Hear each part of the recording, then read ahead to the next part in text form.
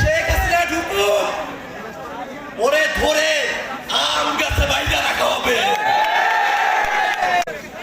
শেখ হাসিনা মাঝে মাঝে টুক করে ঢুকে পড়তে চায় না। চাপাইয়ার মানুষেরা বলে শেখ হাসিনা ঢুকুক, ওরে ধরে আম গাছে বাইরে রাখা হবে। গণহত্যার বিচার করা হবে।